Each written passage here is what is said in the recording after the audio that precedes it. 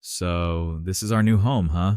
I muttered, staring out the viewport at the massive, ugly hunk of metal floating in the void. The ISS-Expedition was less of a spaceship and more of a flying junkyard, held together by duct tape and sheer stubbornness. Yep, replied Sarah, our mission specialist, with a grin that suggested she'd finally snapped. Home sweet home. We were the latest batch of guinea pigs, sent up here to test the limits of human adaptability in space. Apparently, Earth wasn't enough of a challenge. My name's Alex, by the way, the supposed leader of this merry band of misfits. Lucky me. As we floated into the main living area, I couldn't help but notice the charming decor. Walls covered in cables, a flickering light that looked like it belonged in a horror movie, and a smell that can only be described as recycled burrito. Wow, they really went all out with the 5-star accommodations, I quipped. I wonder if room service is included. Sarah chuckled. Only if you're into freeze-dried mystery meat and instant coffee. We spent the next few hours getting settled, which mostly involved figuring out where everything was and how not to crash into it. Tom, our engineer, was already tinkering with the life support system, muttering about potential catastrophic failure, like it was a mild inconvenience. Tom, maybe wait until we've been here a whole day before you start breaking things, I suggested. He shot me a look. It's not breaking if it's already broken, Alex. Touché. The first night, or what passed for night in space, was predictably restless. I lay in my bunk, staring at the ceiling, wondering what kind of lunatic had thought this was a good idea. But then again, who needed sanity when you had sarcasm and duct tape? The next morning, or what I assumed was morning, we were greeted with our first challenge. A message popped up on our main console because apparently sending humans to the brink of madness wasn't enough. They had to make it a game show. Attention crew, the robotic voice droned. Today's challenge, repair the external solar array. Good luck. Nothing like a death-defying spacewalk to start the day, I said, pushing off towards the suit locker. Who's up for some fresh vacuum?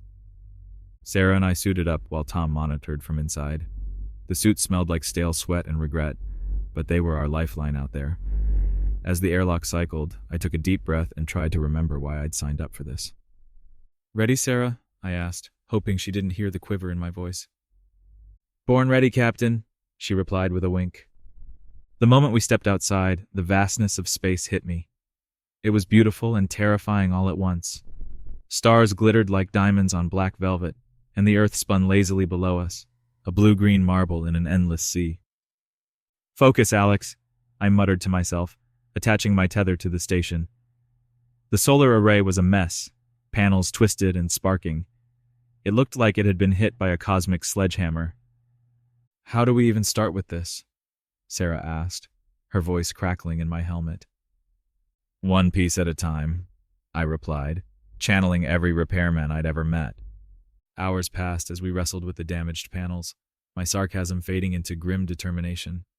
Sweat dripped into my eyes, and my muscles ached, but we kept at it. Finally, we managed to straighten the last panel and reconnected the wiring. Done, I gasped, feeling like I'd just run a marathon. Let's get back inside before something else breaks. Back in the airlock, Sarah punched me playfully on the arm. Not bad, Captain. We might survive this after all. Survival's just the first step, I replied with a grin. Next, we thrive. A few days into our mission, the honeymoon period, if you could call it that, was over.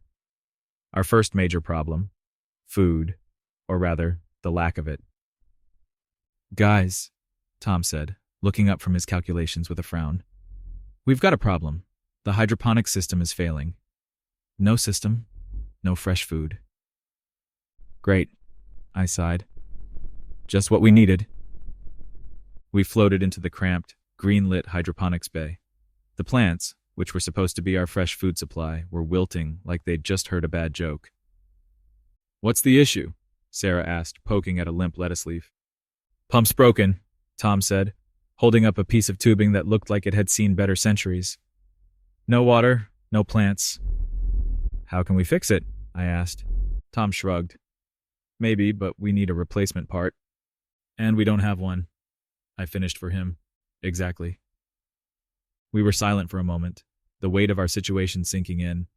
No fresh food meant relying on our limited supply of freeze-dried meals, which were about as appetizing as cardboard. Okay, I said, clapping my hands together. Time to get creative. Sarah, any ideas? She thought for a moment, then snapped her fingers. We can rig up a manual watering system. It's not perfect, but it might keep the plants alive until we get a new pump. Manual watering system? Tom asked, raising an eyebrow. Yeah, she said, grinning. Buckets and sponges, baby. We spent the next few hours scavenging for anything that could hold water. It was like a twisted game of space scavenger hunt. Finally, we rigged up a system that involved a lot of sponge squeezing and hopeful thinking. Not exactly high-tech, I said, looking at our makeshift contraption. But it'll do. Sarah smiled.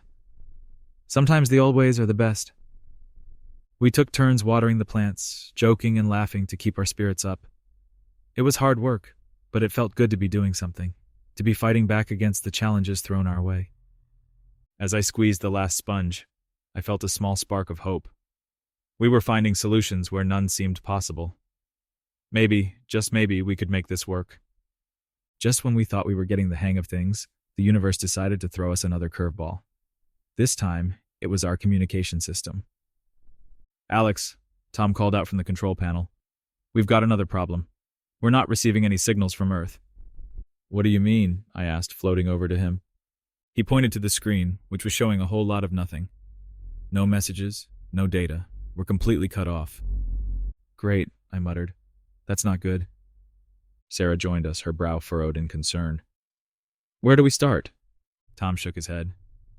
I don't know. It could be a software glitch, a hardware failure, or something else entirely. Well, let's start with the basics, I said, trying to sound confident. Check all the connections, run diagnostics, see if we can find the problem. We spent the next few hours troubleshooting, but it was like trying to find a needle in a haystack. Every test came back normal, yet we were still cut off from Earth. Nothing, Tom said, throwing his hands up in frustration. It's like we're in a communication black hole. Fantastic, I sighed. No food, no contact. What's next? A meteor shower?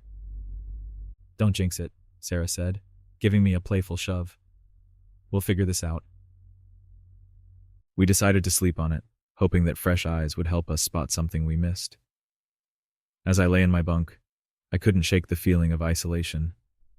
Out here in the vastness of space, we were truly alone. But as the saying goes, when life gives you lemons, you make lemonade. And we had plenty of lemons. The next day, we gathered in the main living area for a brainstorming session. If we couldn't figure this out, we'd be flying blind. Okay, I said, looking at my crew. Ideas, throw them at me. If it's a software glitch, Tom suggested, we could try rebooting the system. Could be a hardware failure, Sarah added. We should check all the external connections.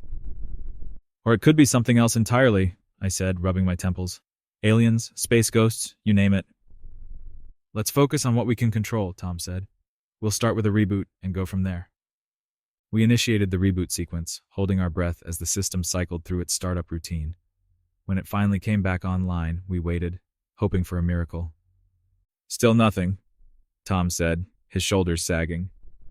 It's like Earth has disappeared. Or we've disappeared from Earth, Sarah said, a hint of sarcasm in her voice. Okay, I said, clapping my hands together. Plan B. Sarah, you and I will go outside and check the external connections.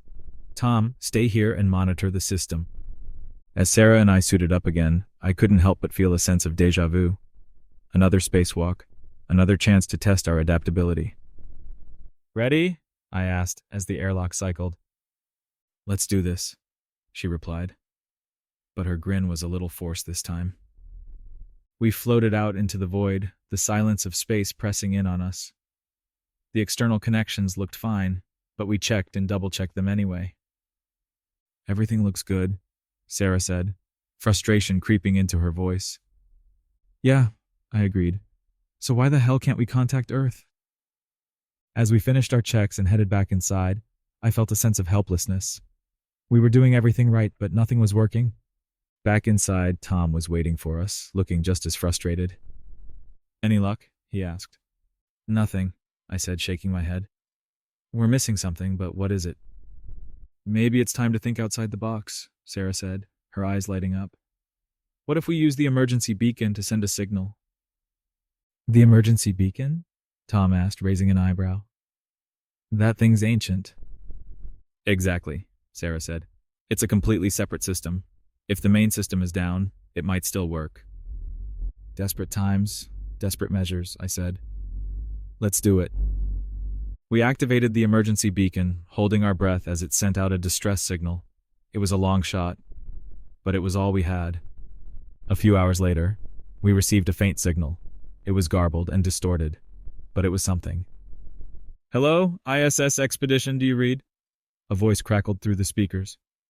"Yes," I shouted, feeling a surge of relief. "We read you. This is Captain Alex Reid of the ISS-Expedition." "This is Commander Zhao from the Tianhe space station," the voice replied. "We've been trying to reach you.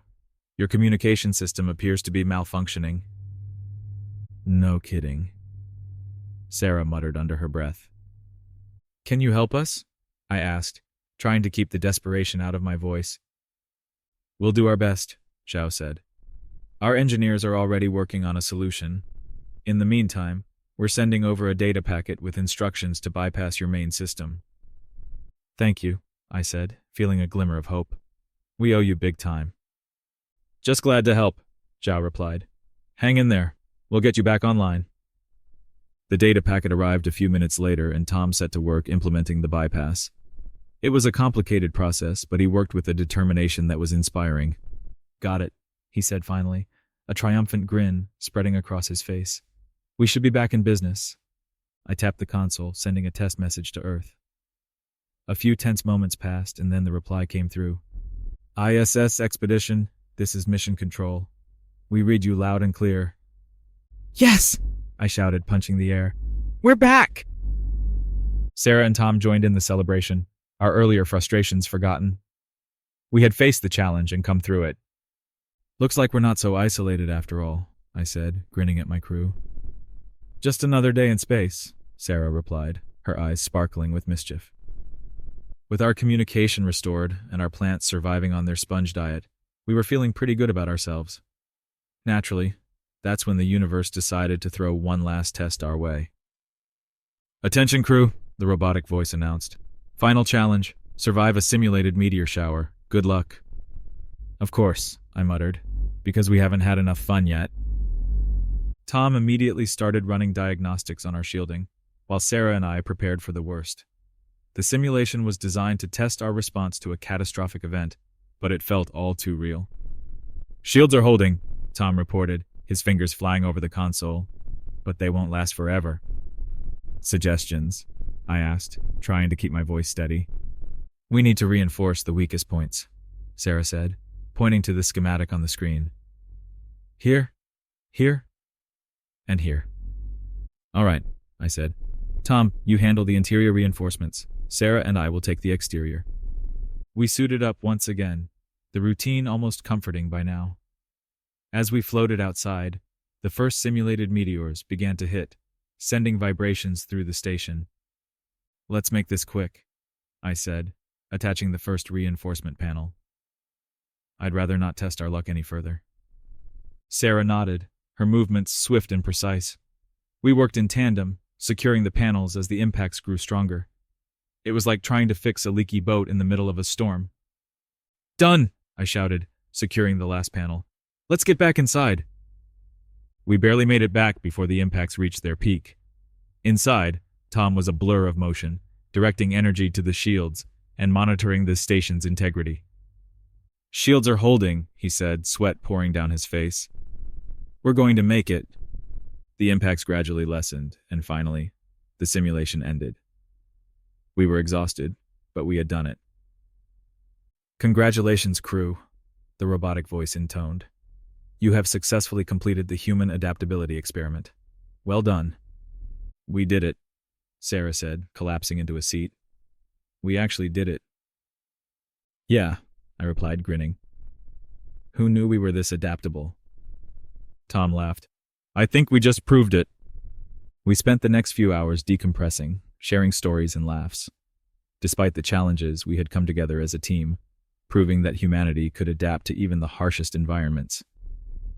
As I looked around at my crew, I felt a sense of pride. We had faced the unknown, and we had triumphed. And if that wasn't worth celebrating, I didn't know what was. To survival, I said, raising an imaginary glass. And to thriving. To surviving and thriving, Sarah and Tom echoed, their smiles wide. And in that moment, I knew that whatever the future held, we were ready to face it together.